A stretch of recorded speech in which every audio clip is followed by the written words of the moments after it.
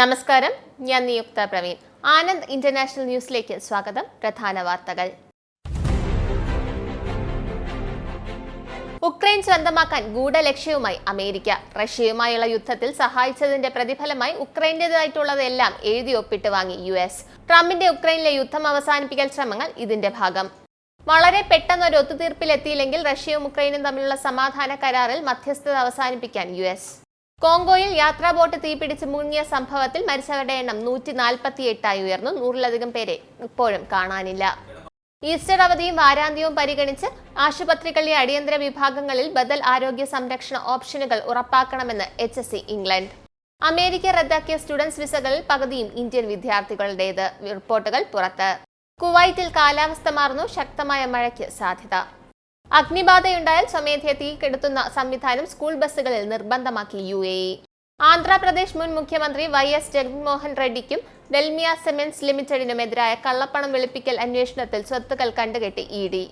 തിരുവനന്തപുരം ജില്ലയിലെ കേരള കോൺഗ്രസ് നിർണായക ശക്തിയായി മാറുമെന്ന് executive chairman Mons Joseph MLA. Kerala സർക്കാരിന്റെ 4ാം വാർഷികാഘോഷത്തിനെതിരെ ആഞ്ഞടിച്ച് പ്രതിപക്ഷ നേതാവ് VD സതീശൻ. വാർത്തകൾ വിശദമായി. ഉക്രൈനിലെ യുദ്ധം അവസാനിപ്പിക്കൽ ശ്രമങ്ങളിൽ അമേരിക്കയുടെ പ്രധാന ലക്ഷ്യം ഉക്രൈൻ സ്വന്തമാക്കുക എന്ന് വ്യക്തമാകുന്നു. റഷ്യയ്ക്കും ഉക്രൈനുമിടയിൽ മധ്യസ്ഥ ചർച്ചകൾ അവസാനിപ്പിക്കാൻ സമയമായി എന്ന സൂചനയാണ് ട്രംപ് നൽകിയിരിക്കുന്നത്.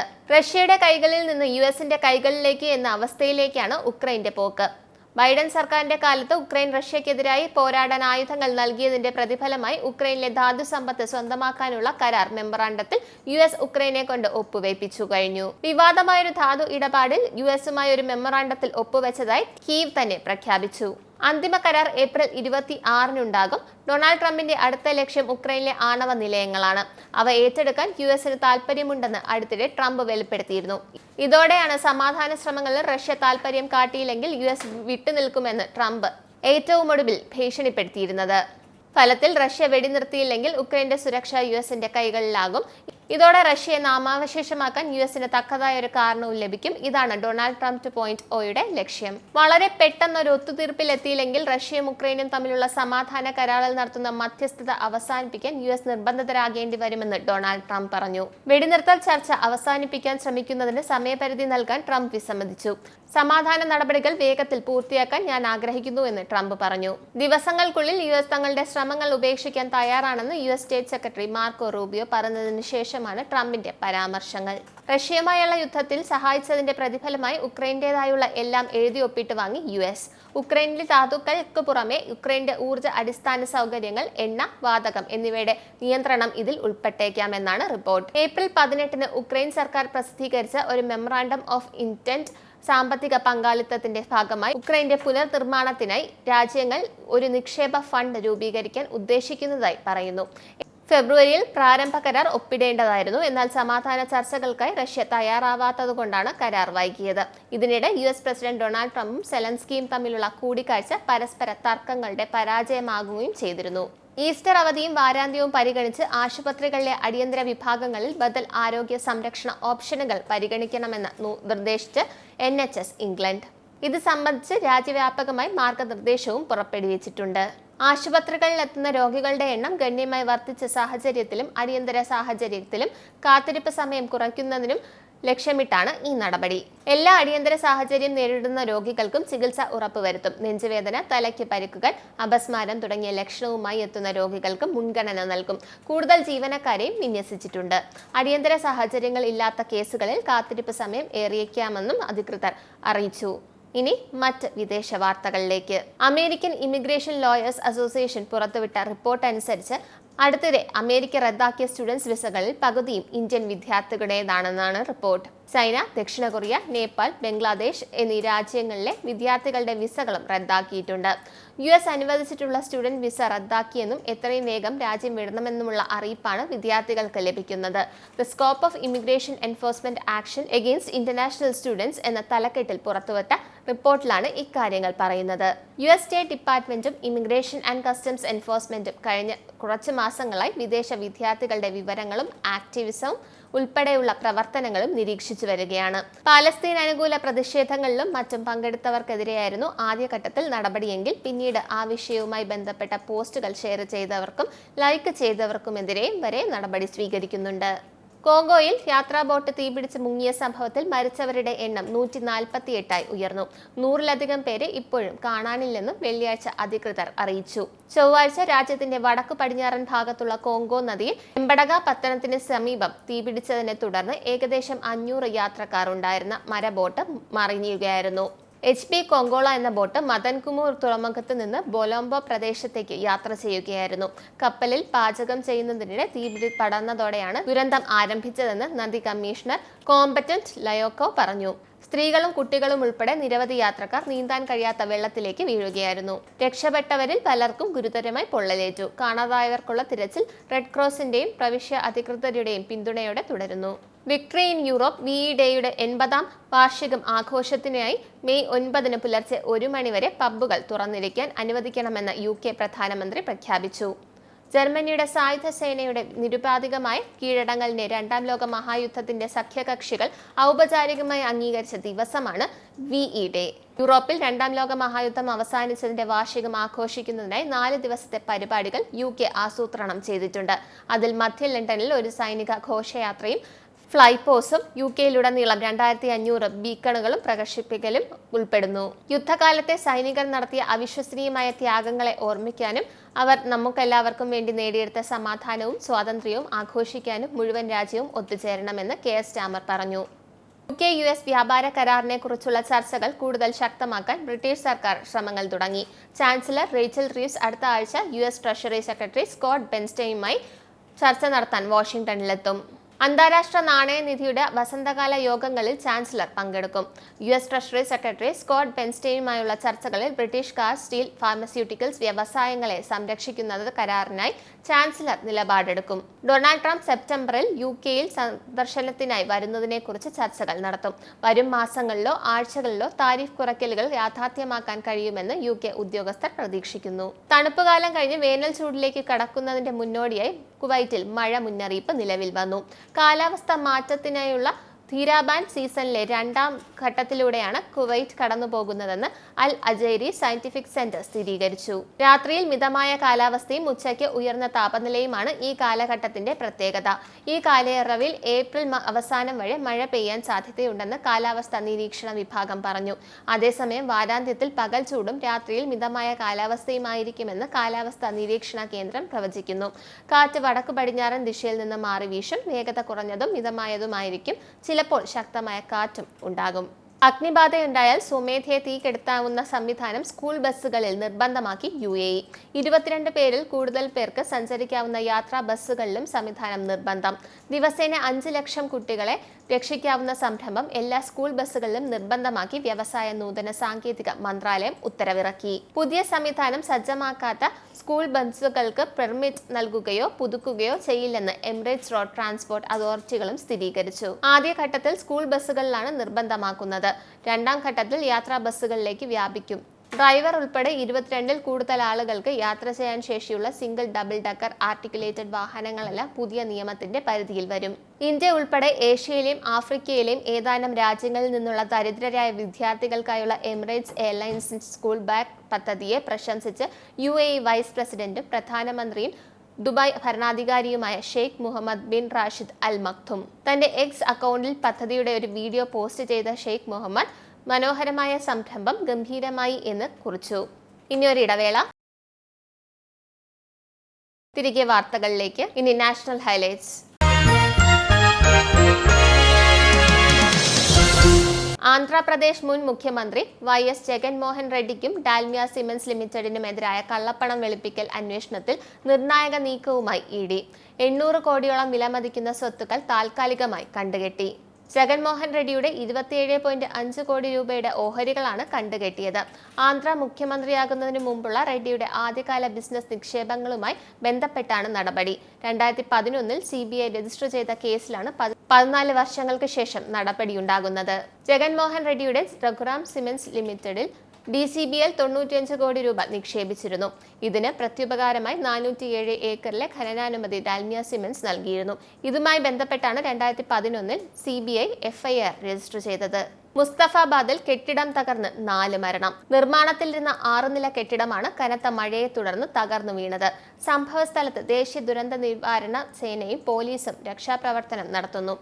ശനിയാഴ്ച പുലർച്ചെ 2:50ഓടെയാണ് കെട്ടിടം തകർന്നു വീണത്. സംഭവ സ്ഥലത്തെത്തിയപ്പോൾ കെട്ടിടം പൂർണ്ണമായും തകർന്നു വീണതായും ആളുകൾ അവശിഷ്ടങ്ങൾക്കിടയിൽ കുടുങ്ങിക്കിടന്നതായും കണ്ടു. ബഹിരാകാശത്ത് ഇന്ത്യയുടെ നാഴികക്കല്ലായി മാറുന്ന ചരിത്രയാത്ര മേയിലെന്ന് കേന്ദ്ര സർക്കാർ.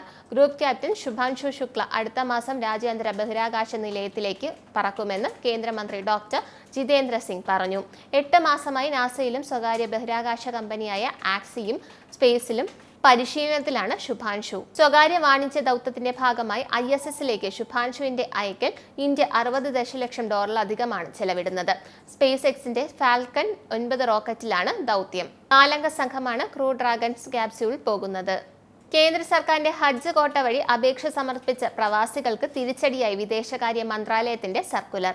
ഹജ്ജിന് അവസരം ലഭിച്ച തീർത്ഥാടകർ വെരിഫിക്കേഷനായി സംസ്ഥാന ഹജ്ജ് കമ്മിറ്റി ഓഫീസ് പാസ്പോർട്ട് സമർപ്പിക്കണമെന്നാവശ്യപ്പെട്ട് പുറത്തിറക്കിയ സർക്കുലറാണ് വഴിമുടക്കാവുന്നത്. കേന്ദ്ര ഹജ്ജ് കോട്ട വഴി അപേക്ഷ സമർപ്പിച്ച മുഴുവൻ തീർത്ഥാടകരും ഏപ്രിൽ 18 മുമ്പ് സംസ്ഥാന ഹജ്ജ് കമ്മിറ്റി ഓഫീസിൽ പാസ്പോർട്ട് സമർപ്പിക്കണമെന്നാണ് സർക്കുലറിൽ ആവശ്യപ്പെട്ടിരിക്കുന്നത്. ഇനി കേരള ഹൈലൈറ്റ്സ്. തലസ്ഥാനത്തെ കേരള കോൺഗ്രസിന്റെ തലവര മാറുന്നു. തിരുവനന്തപുരം ജില്ലയിൽ കേരള കോൺഗ്രസ് നിർണായക ശക്തിയായി മാറുമെന്ന് Kerala Congress executive chairman Mons Joseph MLA പറഞ്ഞു. പാറശാല ബൈജുവിന്റെ നേതൃത്വത്തിൽ ജില്ലയിലെ വിവിധ നിയോജക മണ്ഡലങ്ങളിലെ 20 പഞ്ചായത്തുകളിൽ നിന്നുള്ള പ്രവർത്തകർ കേരള കോൺഗ്രസ് പാർട്ടിയിൽ അംഗത്വം സ്വീകരിക്കുന്ന ചടങ്ങ് ഉദ്ഘാടനം ചെയ്തു. പാറശാല ജംഗ്ഷനിൽ നിന്ന് നൂറുകണക്കിന് പ്രവർത്തകരുടെ അകമ്പടിയോടെ ആരംഭിച്ച പ്രകടനം ജയ മഹേഷ് ഓഡിറ്റോറിയത്തിൽ സമാപിച്ചു. ജില്ലാ പ്രസിഡന്റ് ജോണി ചെക്കിട്ടയുടെ അധ്യക്ഷതയിൽ ചേർന്ന യോഗത്തിൽ സംസ്ഥാന vice chairman advocate Kottarakkara Ponnappan membership വിതരണം ചെയ്തു. ഉന്നതാധികാര സമിതി അംഗം ജോർജ് വർഗീസ് മുഖ്യപ്രഭാഷണം നടത്തി. വരുന്ന ദിവസങ്ങളിൽ പാറശാല ബൈജുവിന്റെ നേതൃത്വത്തിൽ 50ഓളം പഞ്ചായത്തുകളിൽ നിന്നുള്ള പ്രവർത്തകർ കേരള കോൺഗ്രസിൽ അംഗത്വം സ്വീകരിക്കുമെന്നും നേതാക്കൾ അറിയിച്ചു. ഈ നീക്കം തിരുവനന്തപുരം ജില്ലയിൽ പാർട്ടിയുടെ അടിത്തറ ശക്തമാക്കുന്നതിന് സഹായകരമാകുമെന്നും അവർ കൂട്ടിച്ചേർത്തു. കേരള സർക്കാരിന്റെ 4ാം വാർഷികാഘോഷത്തിനെതിരെ ആഞ്ഞടിച്ച് പ്രതിപക്ഷ നേതാവ് VD സതീശൻ. സംസ്ഥാന സർക്കാരിന് 4ാം വാർഷികം ആഘോഷിക്കാൻ ഒരു യോഗ്യതയുമില്ലെന്നും കേരളത്തെ വൻ കടക്കെണിയിലാക്കിയത് ഈ സർക്കാരാണെന്നും VD സതീശൻ പറഞ്ഞു. കേരള സർക്കാർ 4ാം വാർഷികം ആഘോഷിക്കുകയാണ്. ഈ വാർഷികം ആഘോഷിക്കാനുള്ള ഒരു അവകാശവും ഈ സർക്കാരിനില്ല. കേരളത്തിൻ്റെ ചരിത്രത്തിൽ ഏറ്റവും വലിയ കടക്കണിയിലാക്കി ഏറ്റവും വലിയ ധനപ്രതിസന്ധിയിലൂടെ നമ്മുടെ സംസ്ഥാനം കടന്നു പോവുകയാണ്. അടിസ്ഥാന വർഗങ്ങളെ പൂർണ്ണമായി അവഗണിച്ചു. ആരോഗ്യ, കാർഷിക, വിദ്യാഭ്യാസ രംഗങ്ങൾ വലിയ തോതിലുള്ള അനിശ്ചിതത്വം ഉണ്ടാക്കി വച്ചിരിക്കുന്നു.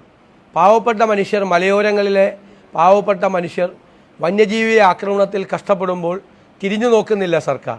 തീരപ്രദേശങ്ങളിലെ ജനങ്ങളും വറുതിയിലും പട്ടിണിയിലുമാണ്.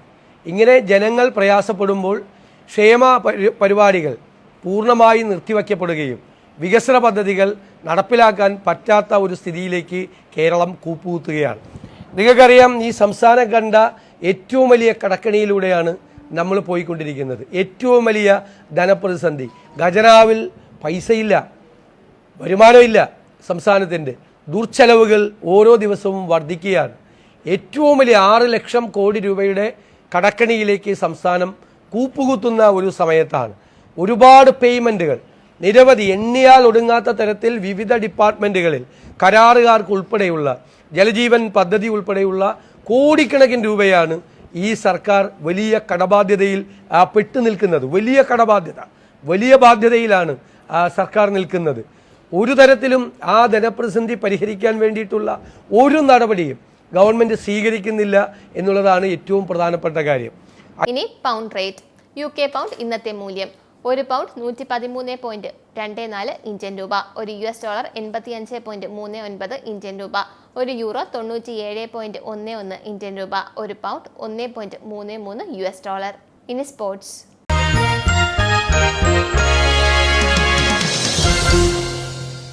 Real Madrid coach Carlo Ancelotti club വിടുന്നു. അടുത്ത ആഴ്ചത്തെ കോപ്പ ഡെൽ റേ ഫൈനലിന് ശേഷം ആൻസലോട്ടി റയലിന്റെ പരിശീലന പദവി ഒഴിയുമെന്നാണ് റിപ്പോർട്ടുകൾ. ഈ മാസം 26-ന് നടക്കുന്ന കോപ്പ ഡെ റേ ഫൈനലിൽ ചിരവൈരികളായ ബാഴ്സലോണയാണ് റയലിന്റെ എതിരാളികൾ. യുവേഫ ചാമ്പ്യൻസ് ലീഗ് ക്വാർട്ടർ ഫൈനലിൽ ബാഴ്സലോണയുമായി കനത്ത തോൽവിക്ക് പിന്നാലെയാണ് ആൻസലോട്ടിയുടെ തീരുമാനം. തലശ്ശേരിയിൽ നടക്കുന്ന കോടിയേരി ബാലകൃഷ്ണൻ വനിതാ KCA എലൈറ്റ് T20 ക്രിക്കറ്റ് ടൂർണമെന്റിൽ സെമിയിൽ കടന്ന് ട്രിവാൻഡ്രം റോയൽസ്. ലീഗ് റൗണ്ടിലെ അവസാന മത്സരത്തിൽ റേസ് ബ്ലാസ്റ്റേഴ്സിനോട് തോൽവി വഴങ്ങിയില്ലെങ്കിലും ആദ്യ 2 മത്സരങ്ങളിലെ ജയത്തിന്റെ മികവിൽ റോയൽസ് സെമിയിലേക്ക് മുന്നേറി. ആദ്യം ബാറ്റ് ചെയ്ത റേസ് ബ്ലാസ്റ്റേഴ്സ് 20 ഓവറിൽ 6 വിക്കറ്റ് നഷ്ടത്തിൽ 91 റൺസ് എടുത്തു. മറുപടി ബാറ്റിംഗിന് ഇറങ്ങിയ റോയൽസിന് 20 ഓവറിൽ 9 വിക്കറ്റ് നഷ്ടത്തിൽ 86 റൺസ് മാത്രമാണ് നേടാനായത്. സെമിയിൽ ക്ലൗഡ്ബെറിയാണ് ട്രിവാൻഡ്രം റോയൽസിന്റെ എതിരാളി. ടോസ് നേടിയ റോയൽസ് ബ്ലാസ്റ്റേഴ്സിനെ ബാറ്റിംഗിന് അയക്കുകയായിരുന്നു. റോയൽസിന് വേണ്ടി നിയതി 4 വിക്കറ്റ് വീഴ്ത്തി. ഈ ടൂർണമെന്റിലെ ആദ്യ ഹാട്രിക് വിക്കറ്റും നിയതിക്കാണ്. മറുപടി ബാറ്റിംഗിന് ഇറങ്ങിയ റോയൽസ് ബാറ്റിംഗ് നിരയിൽ ക്യാപ്റ്റൻ സജന സജീവനും നസ്ല CMCയും മാത്രമാണ് മികച്ച പ്രകടനം കാഴ്ചവെച്ചത്. 3 വിക്കറ്റ് വീഴ്ത്തിയ അനുശ്രീ അനിൽകുമാറും 2 വിക്കറ്റ് നേടിയ അനശ്വര സന്തോഷുമാണ് ബ്ലാസ്റ്റേഴ്സ് ബൌളിംഗ് നിരയിൽ തിളങ്ങിയത്. പ്രധാന വാർത്തകൾ ഒരിക്കൽ കൂടി. ഉക്രൈൻ സ്വന്തമാക്കാൻ ഗൂഢലക്ഷ്യവുമായി അമേരിക്ക. റഷ്യയുമായുള്ള യുദ്ധത്തിൽ സഹായിച്ചതിന്റെ പ്രതിഫലമായി ഉക്രൈന്റേതായിട്ടുള്ളതെല്ലാം എഴുതി ഒപ്പിട്ട് വാങ്ങി US. ട്രംപിന്റെ ഉക്രൈനിലെ യുദ്ധം അവസാനിപ്പിക്കൽ ശ്രമങ്ങൾ ഇതിന്റെ ഭാഗം. വളരെ പെട്ടെന്ന് ഒരു ഒത്തുതീർപ്പിലെത്തിയില്ലെങ്കിൽ റഷ്യയും ഉക്രൈനും തമ്മിലുള്ള സമാധാന കരാറിൽ മധ്യസ്ഥത അവസാനിപ്പിക്കാൻ US. കോങ്കോയിൽ യാത്രാ ബോട്ട് തീപിടിച്ച് മുങ്ങിയ സംഭവത്തിൽ മരിച്ചവരുടെ എണ്ണം 148 ഉയർന്നു. 100-ലധികം പേരെ ഇപ്പോഴും കാണാനില്ല. ഈസ്റ്റർ അവധിയും വാരാന്ത്യവും പരിഗണിച്ച് ആശുപത്രികളിലെ അടിയന്തര വിഭാഗങ്ങളിൽ ബദൽ ആരോഗ്യ സംരക്ഷണ ഓപ്ഷനുകൾ ഉറപ്പാക്കണമെന്ന് HSE ഇംഗ്ലണ്ട്. അമേരിക്ക റദ്ദാക്കിയ സ്റ്റുഡൻസ് വിസകളിൽ പകുതിയും ഇന്ത്യൻ വിദ്യാർത്ഥികളുടേത്. റിപ്പോർട്ടുകൾ പുറത്ത്. കുവൈറ്റിൽ കാലാവസ്ഥ മാറുന്നു. ശക്തമായ മഴയ്ക്ക് സാധ്യത. അഗ്നിബാധയുണ്ടായാൽ സ്വമേധയാ തീ കെടുത്തുന്ന സംവിധാനം സ്കൂൾ ബസ്സുകളിൽ നിർബന്ധമാക്കി UAE. ആന്ധ്രാപ്രദേശ് മുൻ മുഖ്യമന്ത്രി YS ജഗൻമോഹൻ റെഡ്ഡിക്കും ഡെൽമിയ സിമെന്റ്സ് ലിമിറ്റഡിനുമെതിരായ കള്ളപ്പണം വെളുപ്പിക്കൽ അന്വേഷണത്തിൽ സ്വത്തുക്കൾ കണ്ടുകെട്ടി ED. തിരുവനന്തപുരം ജില്ലയിലെ കേരള കോൺഗ്രസ് നിർണായക ശക്തിയായി മാറുമെന്ന് executive chairman Mons Joseph MLA. Kerala സർക്കാരിന്റെ 4ാം വാർഷികാഘോഷത്തിനെതിരെ ആഞ്ഞടിച്ച് പ്രതിപക്ഷ നേതാവ് VD സതീശൻ.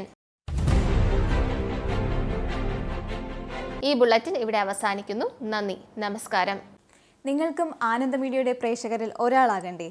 യൂറോപ്പിലും US-ലും ആഫ്രിക്കയിലുമടക്കം പ്രവാസികൾ ഉള്ളയിടങ്ങളിലൊക്കെ ജനപ്രിയ ചാനലുമായി ആനന്ദ് മീഡിയ ഒപ്പമുണ്ട്. ഏഷ്യാനെറ്റ് ഫ്ലവേഴ്സ് അടക്കം നിങ്ങളുടെ വിരൽത്തുമ്പിലെത്തും. ആദ്യം റോക്കു ബോക്സ് സ്വന്തമാക്കുക. അതിൽ നിന്നും ആനന്ദ് മീഡിയ ആപ്ലിക്കേഷൻ ഡൗൺലോഡ് ചെയ്യുക, ഇൻസ്റ്റാൾ ചെയ്യുക. എന്നിട്ട് 02085866511 എന്ന നമ്പറിൽ ഞങ്ങളുടെ കസ്റ്റമർ കെയറിൽ ബന്ധപ്പെടുക.